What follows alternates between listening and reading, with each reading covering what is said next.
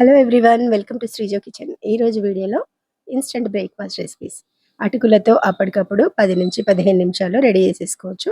ఈ టిఫిన్స్ అన్నీ ఈజీగా క్విక్గా చేసుకోవడమే కాకుండా హెల్త్కి కూడా చాలా మంచిది, ప్లస్ టేస్ట్ కూడా సూపర్గా ఉంటుంది అనమాట. ఈ బ్రేక్ఫాస్ట్ చేసుకోవడానికి ముందుగా ఒక కప్ అటుకులని ఒక బౌల్లో వేసుకొని అట్లా శుభ్రంగా కడిగేసేయాలి. జస్ట్ ఒకసారి కడిగితే దాంట్లో ఉన్న డస్ట్ అంతా పోతుంది అనమాట. వీటిలో నీళ్ళన్నీ వంపేసి దీనిపైన మూత పెట్టేసి ఒక్క 5 నిమిషాలు పక్కన పెట్టేసేయాలి. చూస్తున్నారు కదా, అవి మెత్తగా అయిపోయినాయి అనమాట అటుకులు. జస్ట్ 5 నిమిషాలు మనం పక్కన పెడితే చాలు. దీంట్లోకి ఇప్పుడు ఒక ఆలుగడ్డ వేసుకోవాలి. ఇది ఉడికించినది అనమాట. ఈ ఆలుగడ్డ పొట్టు తీసేసి అటుకులలో వేసేసుకొని మెత్తగా కలిపేసుకోవాలన్నమాట. చూస్తున్నారు కదా, అట్లా కలిపిన తర్వాత దీంట్లోకి జీలకర్ర, ఉప్పు, పచ్చిమిరపకాయలు, అల్లం ఎల్లిపాయలు అట్లా సన్నగా కట్ చేసేసుకోవాలి. ఆనియన్ కూడా దీంట్లో వేసేసుకోవాలి, అట్లా సన్నగా కట్ చేసి. ఇంకా కొత్తిమీర వేసుకోవాలి, కరివేపాకు, కావాలంటే క్యారెట్ కూడా వేసుకోవచ్చు. సో వెజిటేబుల్స్ ఏవైనా వేసుకోవచ్చు అనమాట. వీటన్నిటి ఇట్లా మంచిగా మిక్స్ చేసేసుకొని వీటిని చిన్నగా అట్లా రౌండ్గా చేసేసుకోవాలి, బాల్స్ లాగా. ఈ బాల్స్ని మనం గుంత పొంగనాల ప్యాన్లోకి పెట్టేసి ఫ్రై చేసుకోవాలన్నమాట. డీప్ ఫ్రై కాకుండా హెల్తీగా జస్ట్ కొంచెం కొంచెం ఆయిల్ దాంట్లో పోసేస్తే సరిపోతుంది అనమాట.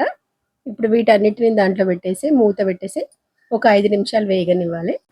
తర్వాత ఇంకొక సైడ్ కూడా మళ్ళీ ఒక 5 నిమిషాలు అట్లా వేగిస్తే సరిపోతుంది.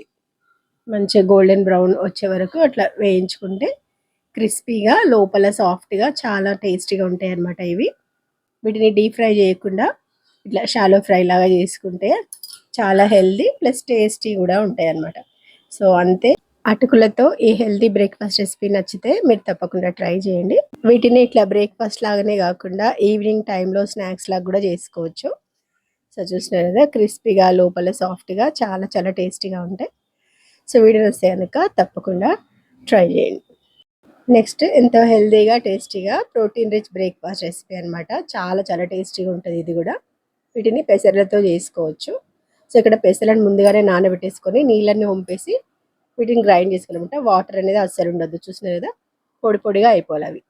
తర్వాత దాంట్లోకి పచ్చిమిర్చి, అల్లము, కొంచెం జీలకర్ర, ఉప్పు, కరివేపాకు వేసుకొని జస్ట్ లైట్గా అట్లా కోర్స్గా గ్రైండ్ చేసేసుకోవాలి. దీన్నంతా ఒక బౌల్లోకి వేసుకొని కొన్ని అటుకులని ఒక బౌల్లో వేసుకొని జస్ట్ అట్లా కడిగేసి నీళ్ళు వంపేసేయాలన్నమాట. అవి నానాల్సిన అవసరం లేదు, కడిగేలోపు అవి మెత్తగా అయిపోతాయి. చూస్తున్నారు కదా, దీంట్లోకి ఆ అటుకులను వేసేసుకొని ఇప్పుడు ఆనియన్స్ వేసుకోవాలి. తర్వాత కొత్తిమీర, కరివేపాకు కూడా సన్నగా కట్ చేసి దాంట్లో వేసుకొని కలిపేసుకోవాలి మొత్తం. ఇదంతా ఇట్లా మంచిగా కలుపుకున్న తర్వాత స్టవ్ పైన ప్యాన్ పెట్టేసుకొని చిన్న చిన్న అప్పాల్లాగా సన్నగా వేసుకోవాలన్నమాట. కొంచెం ఆయిల్తోనే వేసుకోవచ్చు. వీటిని డీప్ ఫ్రై చేసుకోవాలనుకున్నప్పుడు పెసర గారెల్లాగా అట్లా చేసుకోవచ్చు. సో ఇక్కడైతే షాలో ఫ్రై చేస్తున్నాను నేను. ఇట్లా కొంచెం ఆయిల్లోనే క్రిస్పీగా వేగేటట్లు మనం 5 మినిట్స్ అట్లా మూత పెట్టి వేగించినామంటే మంచిగా వేగిపోతాయి అన్నమాట. సో చాలా చాలా టేస్టీగా ఉంటాయి, మీరు తప్పకుండా ట్రై చేయండి. ఇది బ్రేక్ఫాస్ట్ లాగా అయినా కానీ ఈవినింగ్ స్నాక్స్ లాగా కూడా తీసుకోవచ్చు. టేస్ట్తో పాటు ఎంతో హెల్తీ అయినా ఈ రెసిపీ నచ్చితే మీరు కూడా తప్పకుండా ట్రై చేయండి. నెక్స్ట్ రెసిపీ వచ్చి అటుకులతో దద్దోజనం అనమాట. ముందుగా అటుకులని ఇట్లా శుభ్రంగా వాష్ చేసేసుకోవాలి.